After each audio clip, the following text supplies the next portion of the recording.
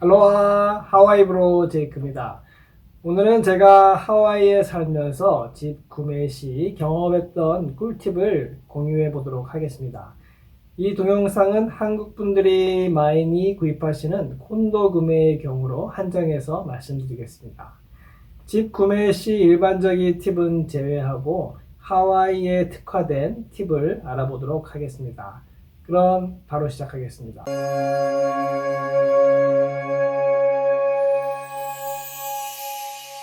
네, 본론을 시작하기 전에 아파트먼트, 일명 아파트와 콘도미니엄의 약칭인 콘도의 차이점에 대해 알아보겠습니다. 한국에서는 독립된 여러 세대가 살고 있는 5층 이상의 공동주택을 아파트라고 정의하고 있습니다. 하지만 미국에서는 개념이 다릅니다. 미국에서 정의하는 아파트는 여러 세대가 살고 있는 공동주택이지만 건물주가 1인이거나 회사인 건물을 말합니다. 한국으로 따지면 임대 아파트라고 보시면 됩니다. 반면 콘도미니엄, 즉 콘도는 여러 세대가 살고 있는 공동주택이고 개별 유닛의 소유주가 각각 있으며 공동관리협의체, 콘도 호머너 어소시에이션이라고 하는 위에서 관리되는 다세대 주택을 말합니다. 이번 동영상에서는 한국의 아파트와 같은 개념인 콘도 구매 위주로 설명드리도록 하겠습니다. 아무래도 부동산을 구입하는 것은 주거 목적도 있지만 투자의 목적도 강하기 때문에 하와이 부동산 가격이 지난 30년간 어떻게 변했는지 알아보는 것도 의미가 있다고 생각합니다.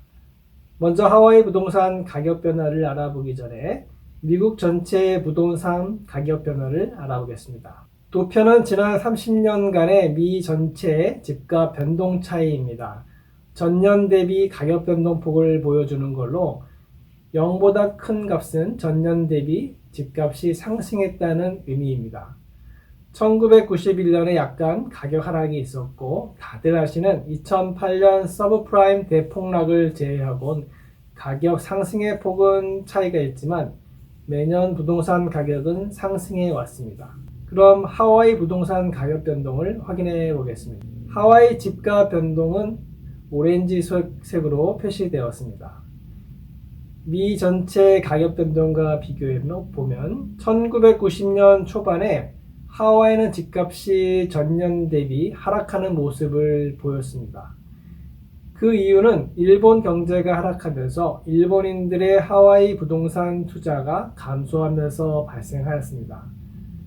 마찬가지로 그 이전엔 본토에 비해 부동산 가격이 대폭등한 것도 일본 투자의 영향입니다.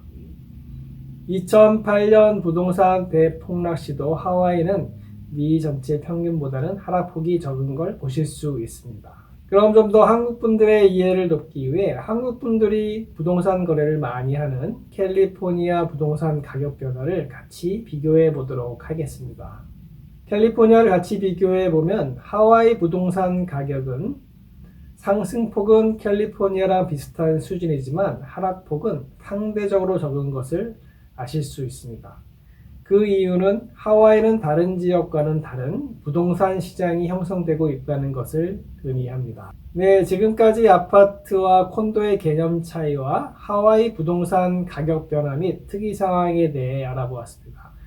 그럼 본격적으로 하와이 집 구매 시 특화된 팁들이 어떤 것들이 있는지 알아보도록 하겠습니다. 첫 번째, 구입 목적을 명확히 하셔야 합니다. 거주 목적인지 아님 투자 목적인지, 투자 목적이라면 미래 부동산 가치 상승을 최우선으로 할지 아님 렌트 수입이 높은 곳을 우선 할지 선택하셔야 합니다. 나는 부동산 가치도 높아지고 렌트 수입도 높은 곳을 찾아야지 하시는 분들이 계실 수 있는데 그건 욕심이 될 수 있고 매물을 객관적으로 볼 수 있는 눈을 흐리게 만들 수 있습니다. 앞의 차트에서 설명드린 것처럼 하와이 부동산은 미 본토 지역과는 다른 특수성, 관광지, 제한된 공급, 그리고 해외 자본의 유입 등으로 인해 미 본토와는 다른 부동산 가격이 형성되기 때문에 가격이 떨어지는 것을 기다리시는 건 좋은 매물을 놓칠 수 있는 상황이 될 수 있습니다. 가격이 오르지 않고 유지되는 것을 부동산 가격이 떨어졌다고 표현한 경우도 많습니다. 간혹 급매로 저렴하게 나오는 물건도 있으니 당장 부동산을 구입하지 않으시더라도 미래의 직구입을 위해 끊임없이 지역 및 주변 시세를 확인하시면 좋은 기회가 찾아옵니다. 제가 즐겨보는 부동산 사이트는 다음과 같습니다. 인터넷상에 보기 쉽게 잘 꾸며진 부동산 사이트가 많지만 이 사이트는 많은 정보를 보여주고 있습니다. 판매된 부동산도 확인할 수 있고 무엇보다 각 매물의 지난 판매 가격 내역도 보실 수 있습니다. 저는 이 부분으로 각 콘도나 지역의 향후 미래성을 확인하고 있습니다. 두 번째, 나는 어느 방향의 집을 좋아하는가입니다. 이전부터 집은 동남향이 최고야. 북향을 사면 겨울에 추워서 안 돼. 어릴 적부터 부모님에게 이런 얘기를 많이 들은 기억이 납니다. 하지만 그건 어디까지나 한국에 해당되는 내용이고 하와이는 다릅니다. 동양, 보통 다이아몬드 헤드 방향이라고 하는데 아침에 해가 일찍 집 안으로 들어오고 잔잔한 바람이 들어옵니다. 오후에는 시원합니다. 남양, 고층에 위치해 있다면 태평양 바다를 볼 수 있는 오션뷰이고 겨울 시즌에는 바다로 떨어지는 멋진 노을을 즐기실 수 있습니다.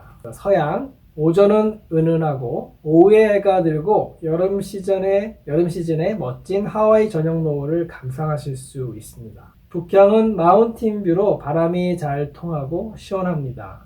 특히 하와이는 습하지 않기 때문에 한여름에도 바람이 집 안으로 잘 들어온다면 에어컨이 없어도 생활이 가능합니다.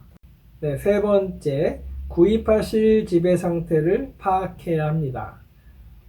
이거 당연한 거 아닌가 하실 수 있지만 하와이의 경우는 꼭 확인이 필수입니다.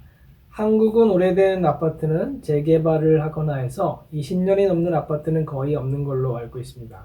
하지만 하와이는 4, 50년이 넘는 콘도가 많습니다. 신축 콘도가 아닌 경우는 구입 후 직접 리노베이션을 하더라도 공사 비용도 만만찮기 때문에 직접 공사하실 게 아니라면 리노베이션이 되어 있는 집을 구입하시고 리노베이션 상태나 공사가 제대로 되어 있는지 꼼꼼하게 따져보시고 구입하셔야 합니다. 집을 구입하실 때 집의 상태를 파악할 수 있는 시간은 충분히 있습니다. 집을 구입하기 위해 구입 오퍼를 넣기 전에 오픈하우스를 이용해 집의 상태를 파악하실 수 있고 매매가 체결된 후 인스펙션 기간에 전문가를 통해 좀 더 세밀히 파악할 수 있습니다. 인스펙션 기간에 하자를 발견하는 경우는 판매자에게 수리를 요구할 수도 있고 매매를 취소할 수도 있습니다. 하지만 매매 계약서에 판매자가 as-is 조건, 현상대로 판매한다를 추가하는 경우는 수리 요구나 매매 취소에 제약이 따를 수 있으니 부동산 구매 시 부동산 업자에게 꼭 확인하시기 바랍니다. 네 번째, 관리비 내역을 꼼꼼히 따져보셔야 합니다. 집을 렌트 시에는 신경 쓰지 않아도 될 관리비를 이제는 집주인이 된다면 반드시 체크를 해야 합니다. 대부분의 건물은 전기세와 관리비가 따로따로이지만 관리비에 전기세가 포함되어 있는 곳이 종종 있으니 이는 생활 패턴에 따라 이득이 될 수도 있고 불편한 상황도 될 수 있는 개인차, 호불호가 있으니 확인을 해주시고 이러한 곳들은 에어컨 설치가 되어 있지 않거나 개별 설치가 가능하지 않은 곳들도 있습니다. 이러한 곳들은 통풍이 잘 되는지 확인해 주셔야 합니다. 하와이는 통풍만 잘 되면 에어컨 없이도 충분하게 잘 지낼 수 있습니다. 실제로 하와이 주민들은 에어컨을 틀지 않고 자연바람을 즐기면서 지내시는 분들이 대부분입니다. 그리고 관리비에는 표시가 안 될 수도 있지만 스페셜 어세스먼트 금액이 따로 있는지도 확인해 보셔야 합니다. 스페셜 어세스먼트 금액은 주로 건물이 오래되어 건물 전체의 유지 보수나 리노베이션을 하는 경우에 HOA, 홈오너 어소시에이션에서 비용을 특정 기간 동안 개별 유닛 주인들에게 부과할 수 있습니다.